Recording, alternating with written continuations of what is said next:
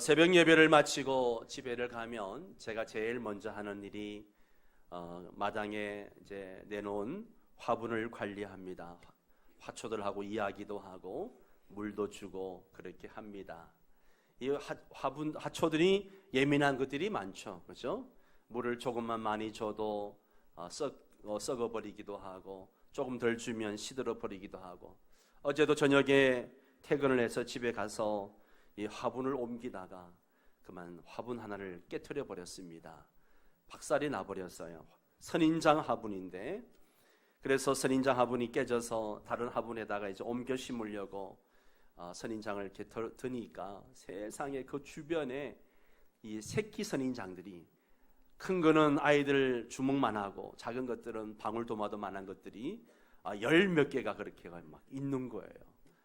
너무너무 신기했습니다. 그래서 처음에는 작은 화분에다 옮기려고 하다가 보니까 열 몇 개를 다 심어야 되겠더라고요. 그래서 큰 항아리에 갖다가 이제 큰 놈을 가운데 세워놓고 주변에 작은 선인장들을 세웠습니다.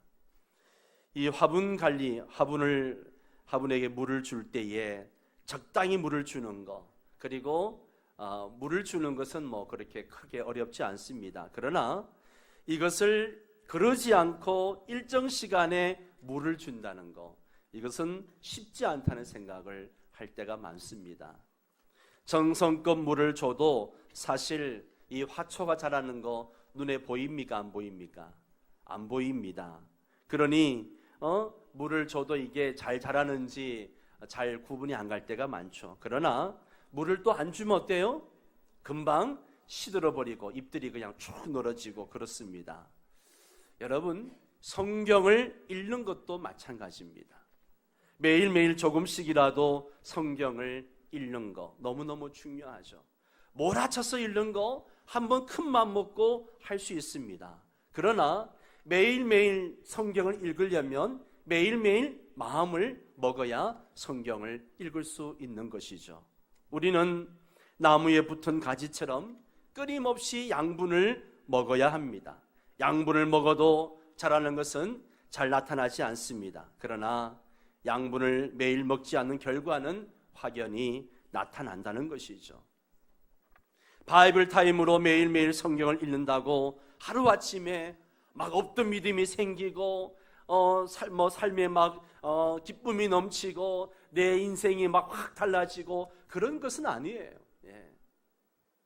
그러나 매일매일 하나님 말씀을 먹다 보면 결과는 확연히 달라집니다. 오늘 하루가 중요합니다. 하루하루 말씀을 읽고 묵상하시기 바랍니다. 그러면 여러분은 어느새 주님을 닮아가고 있는 나의 모습을 발견하게 될 것입니다. 프란시스 세프가 쓴 그러면 우리는 어떻게 살아야 할 것인가 라고 하는 책에 보면 우리는 하나님의 말씀으로 돌아가야 한다라고 하는 그런 논리를 가지고 말씀을 하고 있는 것을 보게 됩니다. 하나님 말씀으로 돌아가야 된다. 오늘날 우리에게 필요한 것은 단순한 어떤 지식적인 인간적인 지식이 아니라 얄팍한 술수나 꾀가 아니라는 것이죠. 우리를 향하신 하나님의 거룩한 섭리와 뜻을 아는 지혜가 이 시대에 필요하다는 겁니다. 초대교회가 부흥을 하다가 부흥하게 되니까 또 타락하게 되어지는 모습이 보이기 시작했습니다. 그랬을 때에 사막으로 나갔던 사막의 교부들을 중심으로 하나님의 말씀을 새롭게 깨닫는 운동이 일어났습니다. 그 운동을 통해서 다시 교회가 새로워졌던 것을 볼 수가 있습니다. 중세교회가 교권주의에 매여서 하나님의 뜻을 거역할 때에 종교개혁자들은 말씀을 새롭게 연구하기 시작했고 성경에서 개혁의 불길을 찾았습니다. 오늘날 우리가 말씀을 바로 알고 바로 깨닫고 또 그 말씀을 따라 살기로 결단하게 될 때 하나님은 우리를 바꾸실 것입니다. 우리를 온전하게 하실 것입니다.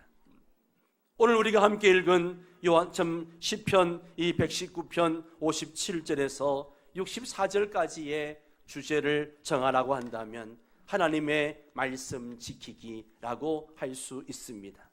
따라서 합니다. 하나님의 말씀 지키기.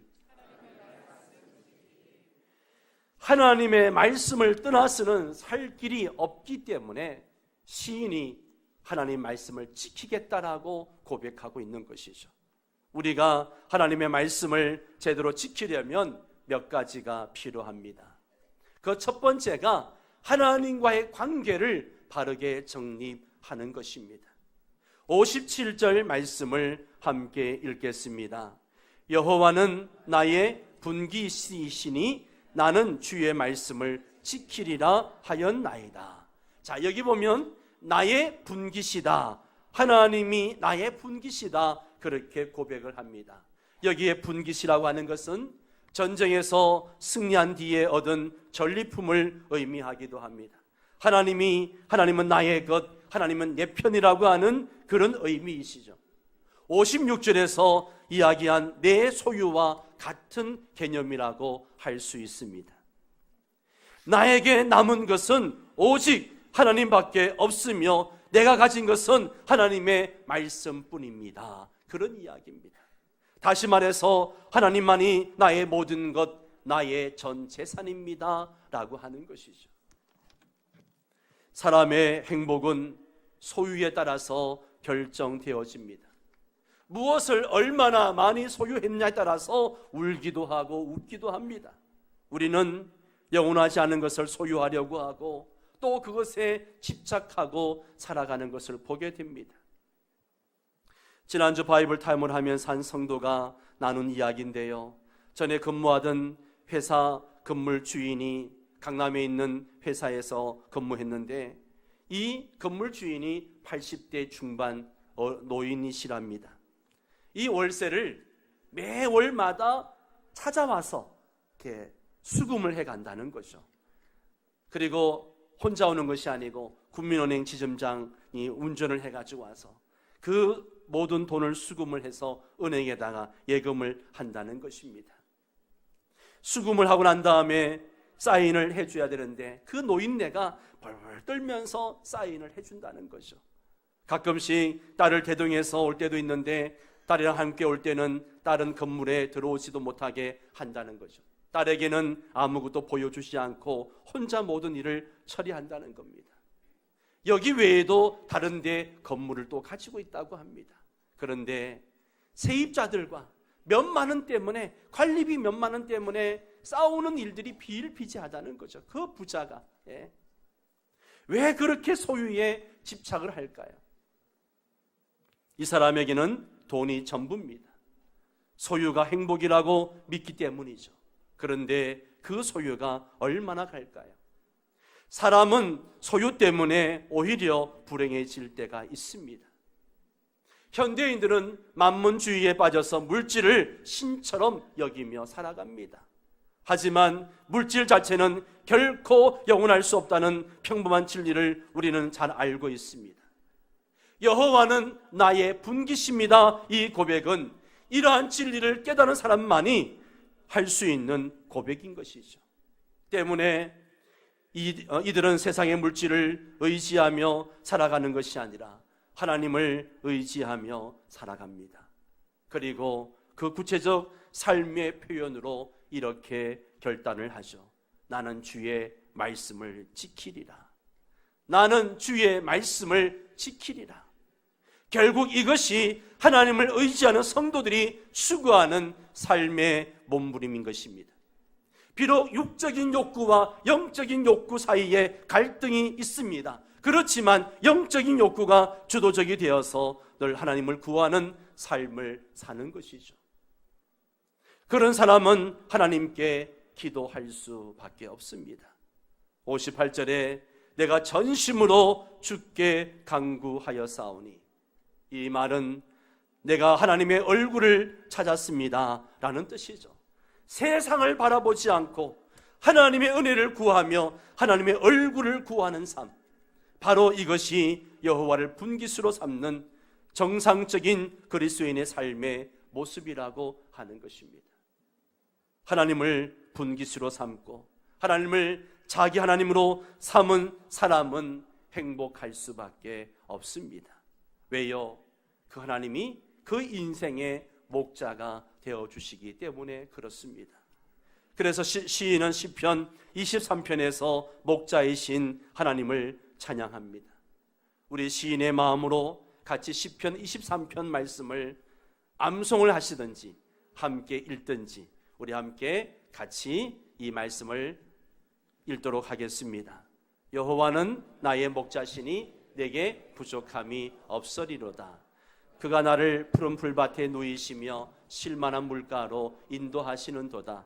내 영혼을 소생시키시고 자기 이름을 위하여 의의 길로 인도하시는도다. 내가 사망의 음침한 골짜기로 다닐지라도 해를 두려워하지 않을 것은 주께서 나와 함께 하심이라. 주의 지팡이와 막대기가 나를 안위하시나이다. 주께서 내 원수의 목전에서 내게 상을 차려주시고 기름을 내 머리에 부으셨으니 내 잔이 넘치나이다. 내 평생의 선하심과 인자하심이 반드시 나를 따르리니 내가 여호와의 집에 영원히 살리로다. 아멘. 아멘. 하나님이 나의 분기시고 나의 목자가 되시기 때문에 시인이 뭐라고 고백합니까? 내가 주의 말씀을 지키겠습니다. 내가 주의 말씀을 지킵니다. 그렇게 고백합니다. 여러분, 사랑하면 사랑하는 사람의 말을 듣습니다. 우리가 부모님을 공경하고 부모님을 사랑하면 부모님의 말씀에 순종을 합니다. 하나님을 기업으로 자기의 목자로 삼고 사는 사람은 하나님의 말씀을 지킵니다. 이 57절 말씀을 쉬운 성경으로 읽어드리도록 하겠습니다. 여호와여, 주는 나의 몫입니다. 내가 주의 말씀에 순종하기로 뭐 했다고요? 약속하였습니다. 예, 내가 주의 말씀에 순종하기로 약속했습니다. 하나님이 나의 전부이기 때문에 내가 주의 말씀에 순종하기로 약속했다는 겁니다. 여러분, 하나님은 나의 전부이십니다. 하나님은 우리의 전부이십니다. 그러기에 다른 것이 필요한 것이 아닙니다. 그분의 말씀 안에 모든 것이 다 있습니다. 말씀으로 우주 만물을 창조하셨습니다. 그 말씀 안에 우리의 생사화복이 있는 것입니다. 그러기에 우리는 힘들어도 주의 말씀을 지키며 살아야 하는 것이죠. 그리고 더 나아가서 시인은 전심으로 기도하면서 말씀에 순종을 합니다. 58절을 다시 한번 같이 읽겠습니다. 내가 전심으로 주께 간구하여 싸우니 아멘. 시인은 기도하며 말씀에 순종하는 삶을 살았습니다. 기도하지 않고 성경만 읽고 연구하다 보면 독선적이 되기가 쉽습니다. 기도하지 않는 사람은 자기만 옳다고 여기는 교만에 빠지기가 쉽다는 것이죠. 우리가 하나님의 말씀을 붙드는 것은 그것이 하나님의 도우심을 얻는 길이 되기 때문에 그렇습니다. 우리는 기도하면서 주의 말씀을 지킬 수 있기를 축원합니다. 두 번째는 어떻게 말씀을 지킬 수 있는가? 자신의 행위를 날마다 돌아보는 삶을 살아야 합니다. 내 삶을 돌아보는 삶. 성도는 날마다 자신의 행위를 돌아보는 삶에 익숙해져야 됩니다. 그러기 위해서 시인처럼 우리에게 이 생각이 필요합니다. 생각이 필요해요. 59절 말씀을 또 같이 읽겠습니다. 내가 내 행위를 생각하고 주의 증거들을 향하여 내 발길을 돌이켜 싸우며 내가 내 행위를 뭐 했다고요? 생각했다. 예. 물론 사람들은 저마다 많은 생각을 하며 살아갑니다. 그러나 문제는 생각의 종류이죠. 생각의 종류. 사람들이 대부분 어떤 생각을 하면서 살아갈까요? 굳이 말하지 않아도 우리는 많은 사람들이 늘 생각하는 게 무엇을 먹을까, 무엇을 마실까, 무엇을 입을까 하는 육적인 생각을 많이 하며 살아갑니다. 갈수록 화려해져가는 세상이 이렇게 우리를 유혹하고 있습니다. 이에 반해서 시인은 시인의 생각은 어떤가? 이 땅에서의 화려한 삶이 아니라 자신의 행위에 대한 생각에 초점이 맞추어져 있다는 것이죠. 이 땅에서 어떻게 하면 잘 먹고 잘 살 수 있을까? 어떻게 하면 더 풍성하게 누릴 수 있을까? 이런 것에 생각이 있는 것이 아니라 항상 자기의 행위를 돌아보면서 생각에 빠졌다는 것이죠. 그리고 이를 위해서 그는 분명한 거울을 가지고 있었습니다. 자신의 삶을 가장 정확하게 그리고 잘 들여다볼 수 있는 확실한 거울, 그게 뭡니까? 하나님의 말씀이라는 것이죠. 결과적으로 하나님 말씀에 대한 깊은 묵상은 자연스럽게 자신의 삶을 돌아볼 수밖에 없게 만들었다는 것이죠. 그래서 시인이 뭐라고 고백합니까? 59절 다시 보면 내가 내 행위를 생각하고 주의 증거들을 향하여 내 발길을 돌이켜 싸우며, 우리가 하나님의 말씀대로 살지 못하는 이유는 하나님의 말씀이 내 속에 머물러 있지 않기 때문에 그렇습니다. 우리가 나의 행위를 주의 말씀에 비추어 보아야 합니다. 생각해 봐야 합니다. 이게 옳은 행동인가? 지금 내가 올바른 길로 가고 있는가? 늘 말씀의 거울에 비추어 봐야 한다는 것이죠. 그리고 잘못된 길로 가고 있다면 내 걸음을 거기서 멈추십시오. 그리고 돌아서야 합니다. 이게 하나님의 말씀을 지키는 것입니다. 오늘 시인은 이렇게 고백합니다. 61절을 같이 읽습니다. 악인들의 줄이 내게 두루 얽혔을지라도 나는 주의 법을 잊지 아니하였나이다. 아멘. 사람이 어려움을 당하면요, 자신에게 엄격해지기보다는 관대해지는 경우가 더 많습니다. 자신에게 대한 연민과 동정으로 관대해져서 적당히 타협하고 그리고 합리화시키면서 그렇게 살아가기가 십상이죠. 여기에 악인들의 줄이 내게 두루 얽혔다라고 했는데, 이 말은 악인들이 시인을 멸망시키기 위해서 대적하는 그 사용한 모든 온갖 수단들을 상징하는 비유인 것입니다. 시인을 둘러싸고 있는 대적의 무리들을 의미하는 것입니다. 지금 시인의 상황이 어려운 상황이라는 것이죠. 하지만 그럼에도 불구하고 시인은 나는 주의 법을 잊지 아니했습니다, 그렇게 고백합니다. 어떻게 이게 가능했을까요? 그 고난과 역경 속에서 어떻게 하나님의 말씀을 잊지 않고 그 말씀대로 살 수 있었을까요? 우리가 시편 119편을 읽으면서 자주 고백하는 시인의 고백이 있다는 것을 깨닫게 됩니다. 그게 뭔가 하면 주의 말씀을 작은 소리로 읊조렸다라고 고백을 하죠. 15절에 보면 내가 주의 법도들을 작은 소리로 읊조리며, 27절에 내가 주의 귀한 일들을 작은 소리로 읊조리이다. 48절에 내 손을 들고 주의 율례들을 작은 소리로 읊조리이다. 78절에 나는 주의 법도들을 작은 소리로 읊조리이다. 97절에 내가 주의 법을 어찌 그리 사랑하는지요, 내가 그것을 종일 작은 소리로 읊조리나이다.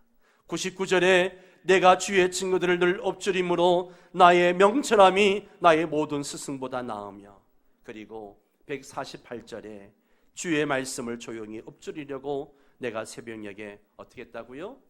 눈을 떴나이다. 시인은 시간이 될 때마다 하나님의 말씀을, 늘 그 말씀을 읊조렸다. 이전 성경에는 묵상했다, 이렇게 번역이 되어져 있습니다. 그러나 이것은 단순히 성경을 읽고 묵상하는 그 수준을 넘어서 그 깊은 의미를 깨달아서 마음에 흘러나오는 기쁨을 맛보는 단계까지 이르는 것을 의미합니다. 시인이 여러 가지 고난과 어려움 가운데서도 주의 말씀을 지키며 살 수 있었던 것은 평소에 시인이 하나님의 말씀을 부지런히 입술로 읊조리며 가슴에 새기기를 반복했기 때문에 그렇습니다. 처음에 화초 이야기를 했습니다마는 우리가 화초에 물을 줄 때 이 화초가 자라는 거 눈에 보이지 않습니다. 그러나 어느 날 시간이 지나고 나면 그 나무들이, 그 꽃들이 활짝 피고 키가 자라서 사람 키보다 더 커져 있는 것을 보게 되죠.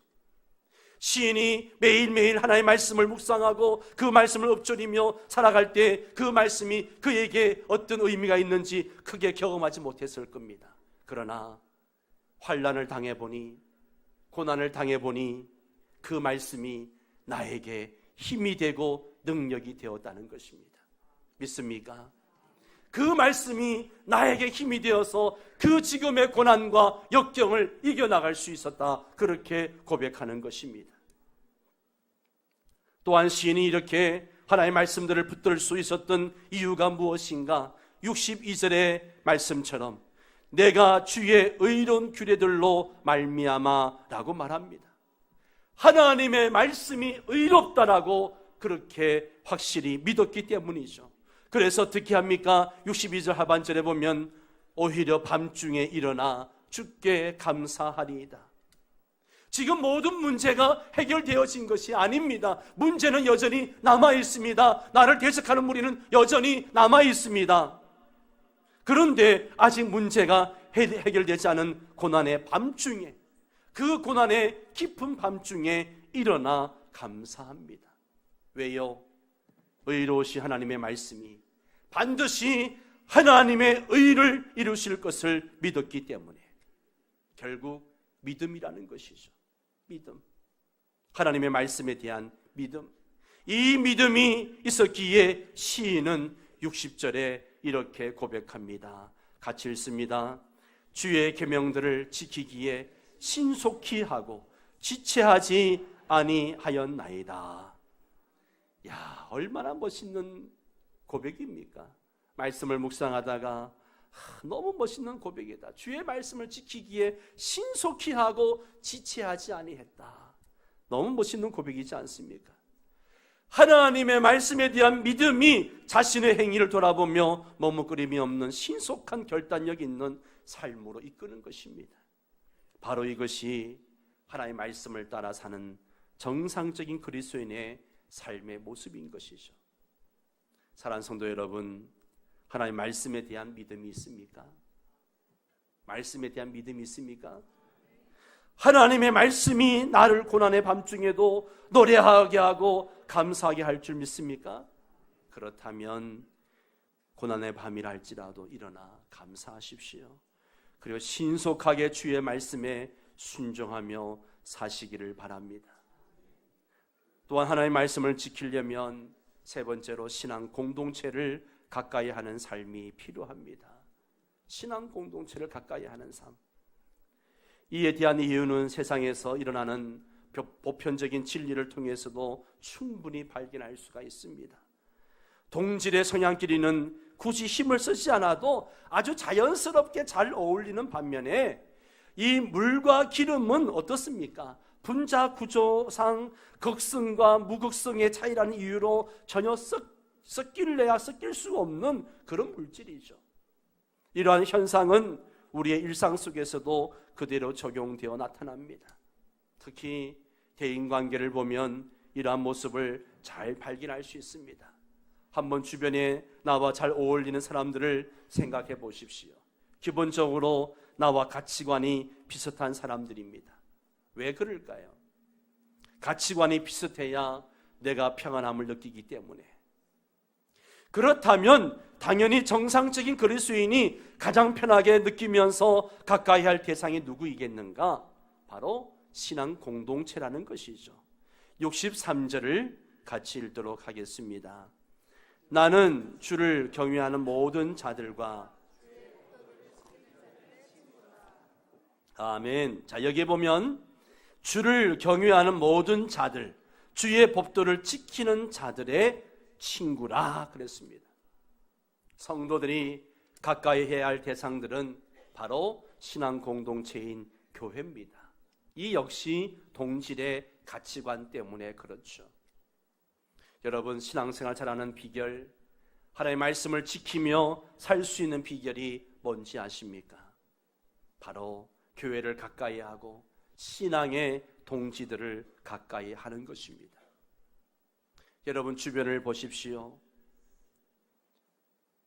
주변에 보면 술 좋아하는 친구들과 어울리게 되면 늘 술에 빠져 살 수밖에 없어요.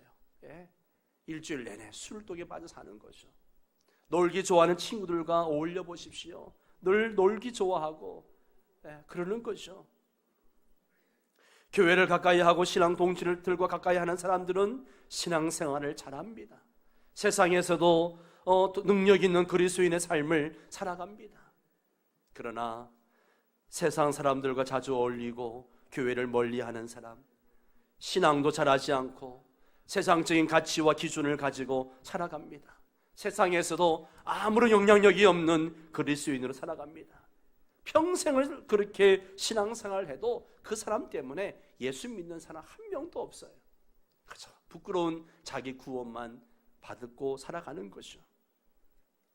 시인은 신실한 성도의 표본입니다. 시인은 하나님의 말씀을 배격하는 악인들에 의해서 고난을 당하면서도 그들이 하나님의 말씀을 버린 것 때문에 오히려 맹렬한 분노를 느낍니다. 나를 핍박하고 나를 괴롭게 하는 것 때문에 분노하는 것이 아니라 그들이 하나님의 말씀대로 살지 않는 것 때문에 분노를 느끼고 있는 것이죠. 게다가 악인들은 하나님의 말씀을 어기고 대적하는 일에 더욱 하나가 되어서 자기들끼리 힘을 모읍니다. 때문에 시인도 이제 누구든 상관없이 오직 하나님의 말씀에 순종하는 자라면 그들과 손을 잡고 그들을 돕고 그들과 함께 하나님 나라를 세워나가는 일에 헌신하겠다라고 다짐을 하는 것이죠. 마치 다윗처럼 하나님 나라라고 하는 관점에서 신앙 공동체와 동질감을 느끼고 있는 모습인 것입니다. 바로 이러한 모습이 정상적인 그리스도인의 모습입니다. 실제로 하나님을 경외하며 살았던 모든 신실한 성도들은 하나같이 교회와 함께 기뻐했고 교회와 함께 아파했습니다. 왜요? 이들은 세상을 창조하신 하나님의 의도를 너무도 잘 알고 있었기 때문에 이러한 관점에서 시인은 하나님을 땅에 충만하신 창조주로 묘사하고 있습니다. 64절을 또 같이 읽습니다. 여호와여 주의 인자하심이 땅에 충만하여 싸우니 주의 인자하심이 땅에 충만하여 싸우니. 그런데 정작 세상 어떻습니까? 하나님을 대항하는 반역의 길로 행합니다. 결국 이 땅에 남은 하나님의 유일한 희망이라고 한다면 바로 예수 그리스도의 핏값으로 세우신 신앙 공동체인 교회입니다. 따라서 정상적인 그리스도인이라면 교회 중심의 삶을 사는 것은 지극히 당연한 일입니다. 그리스도인이라는 명칭을 우리는 어떻게 듣게 되었는지 잘 알고 있습니다. 이 그리스도인이라는 명칭은 예수 믿는 사람들이 붙여준 이름이 아닙니다. 비그리스도인들이 안디옥 교회 성도들을 보면서 정말 당시 제자들은 예수님밖에 모르는 사람들이었고 예수처럼 살아가는 모습들을 보면서 그들을 향해서 그리스도인이라 부르기 시작했습니다. 그리고 이것은 그들에게 가장 명예로운 훈장이 되었습니다. 그렇다면 우리에게도 이런 훈장이 있습니까? 정상적인 그리스도인이라면 분명 비그리스도인들로부터 듣는 소리가 있어야 합니다. 여러분, 이런 소리를 들을 수 있는 비결이 무엇입니까? 바로 하나님의 말씀대로 사는 것입니다. 하나님의 말씀을 지키며 사는 것입니다. 그래서 바울은 로마 교회 성도들에게 이렇게 권면합니다. 같이 읽습니다. 너희는 이 세대를 본받지 말고 오직 마음을 새롭게 함으로 변화를 받아 하나님의 선하시고 기뻐하시고 온전하신 뜻이 무엇인지 분별하도록 해라. 그렇습니다. 우리가 본받아야 할 것은 하나님의 뜻이지 세상이 아닙니다. 하나님의 뜻을 분별함으로 주님을 닮아가는 주님의 자녀들 되시고 주의 말씀을 지킴으로 주님을 닮아가는 주의 자녀들 되시기를 주의 이름으로 축원합니다. 우리 다 함께 일어나셔서 함께 결단 찬양 부르며 기도하는